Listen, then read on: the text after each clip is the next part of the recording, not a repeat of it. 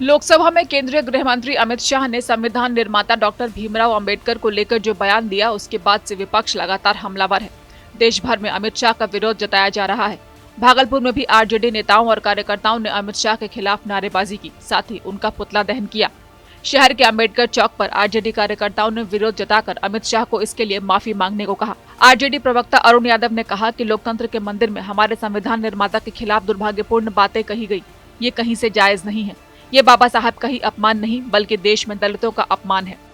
देखिए, लोकतंत्र के सबसे बड़े मंदिर में लोकसभा के अंदर जिस तरीके से देश के गृह मंत्री अमित शाह जी ने संविधान निर्माताओं का अपमान करने का काम किया, डॉक्टर भीमराव अंबेडकर साहब का अपमान करने का काम किया। उन्होंने खुलेआम कहा, अंबेडकर अंबेडकर अंबेडकर जपने वाले लोगों को अच्छा है उससे कि भगवान भगवान जपे तो स्वर्ग मिल जाएगा 7 जन्म तक। कितना दुर्भाग्यपूर्ण है।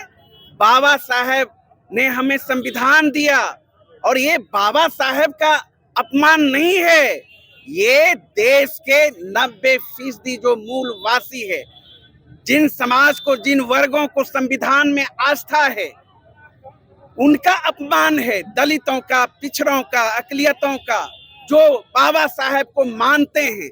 जिस तरीके से उन्होंने सदन में अपमान करने का काम किया, राष्ट्रीय जनता दल इसे कदापि बर्दाश्त नहीं करेगी। आज पूरे राज्य भर में राष्ट्रीय जनता दल के दलित प्रकोष्ठ के द्वारा अमित शाह का पुतला दहन करके उनका विरोध किया गया है और राष्ट्रीय जनता दल मांग करती है कि अमित शाह जी आप माफी मांगिए देश की जनता से।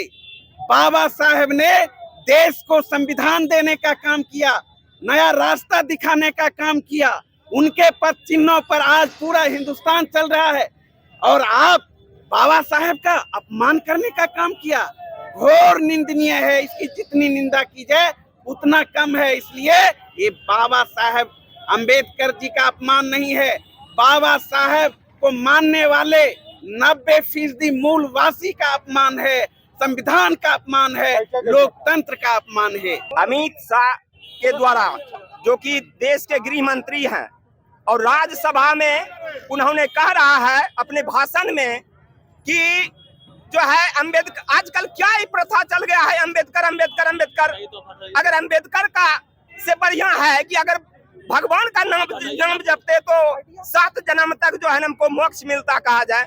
ये कितने शर्मनाक की बात है। देश के गृह मंत्री जो है वे अंबेडकर के बारे में, अंबेडकर हमारे देश के संविधान निर्माता है, हम लोगों का निर्माता है। बाबा साहब जो है देश के सबसे पढ़े लिखे विद्वान लोग थे, जिन्होंने हमारे देश का संविधान बनाया है। उनका अपमान हम लोग नहीं सह पाएंगे। वो दलितों का मसीहा है, अस्पृश्यों का मसीहा है। अमित शाह क्या जाने, कहा जाए इस देश के दलित शोषितों की आवाज।